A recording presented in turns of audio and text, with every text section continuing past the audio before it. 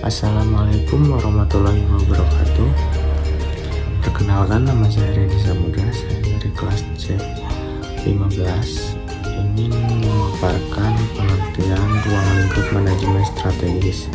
Manajemen strategis adalah ilmu mengenai perumusan, pelaksanaan, dan evakuasi keputusan-keputusan lintas, fungsi yang memungkinkan organisasi mencapai tujuannya.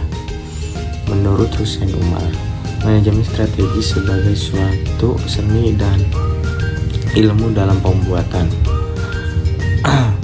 sebuah organisasi mencapai tujuannya pada masa mendatang.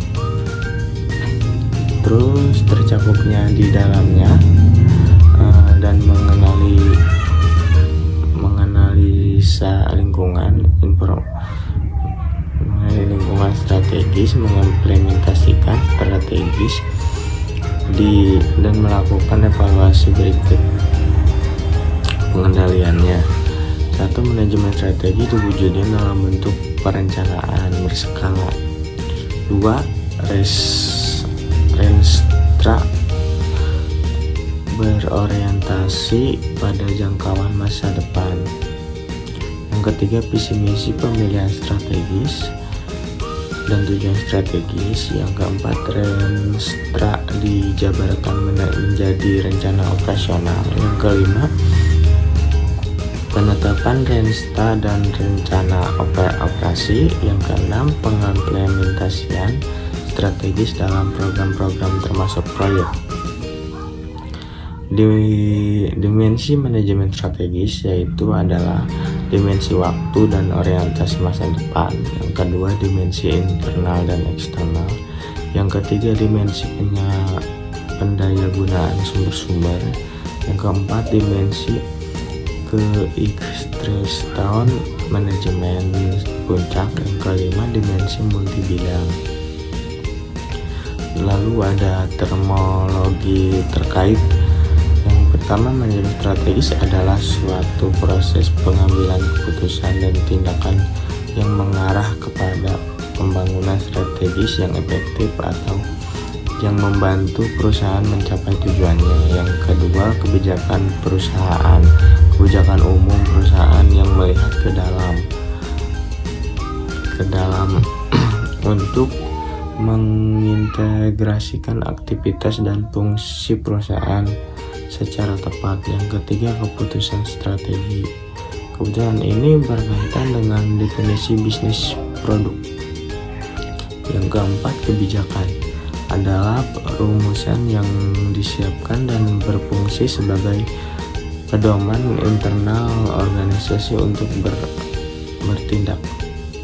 Lalu ada perkembangan manajemen strategis, yaitu basic financial planning, proses based planning, lalu externally oriented strategi planning, strategi manajemen. Lalu ada juga tentang manajemen strategi. Eropa Union yang telah melakukan mata uang sendiri yaitu euro. Lalu yang dikenal dengan North America Free Trade Agreement NAFTA. Lalu di dalam manajemen strategis juga ada tahapan dalam manajemen strategis. Yang pertama, perumusan strategi. Yang kedua, pelaksanaan strategi. Yang ketiga, pelaksanaan strategi mencakup pengembangan budaya yang mendukung strategi. Lalu ada strategi besar, yaitu pertumbuhan. Yang kedua stabilitas. Yang ketiga, pemangkasan. Lalu ada strategi global. Yang pertama yaitu strategi globalisasi. Yang kedua, strategi multi domestik. Yang ketiga, strategi transisional. Lalu ada tingkatan strategi. Yang pertama, strategi tingkat perusahaan. Yang kedua, strategi tingkat bisnis. Yang ketiga, strategi tingkat fungsional. Manajemen strategis dan daya saing.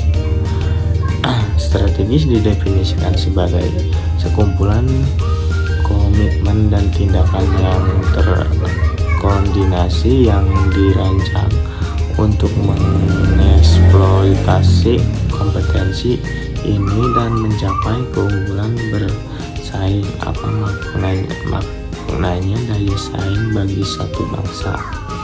Manajemen strategi dan kaitannya dengan daya saing yaitu strategi flexibility dan strategi intent. Yang ketiga, strategi mission. Lalu ada kecenderungan global. Yang pertama, penggunaan internal dalam transformasi diri satu perusahaan kepada lingkungan. Yang kedua, akses. Yang ketiga, penyeimbangan kekuatan. Yang keempat, persaingan yang terjadi bukan melalui pada tingkat pelaksanaan.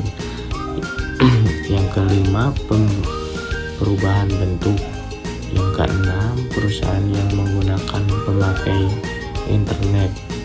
Yang ketujuh, yaitu pengetahuan lebih menjadi dasar penentuan keunggulan kompetitif daripada ketersediaan sumber daya alam yang melimpah. Yang ada makna lain dari strategi sebagai suatu perencanaan. Yang kedua, strategi sebagai lompatan. Yang ketiga, strategi sebagai pola. Yang keempat, strategi sebagai pengambilan posisi. Yang kelima, strategi sebagai persepsi. Ya, demikian yang dapat saya jelaskan. Mohon maaf apabila banyak salah. Terima kasih. Wassalamualaikum warahmatullahi wabarakatuh.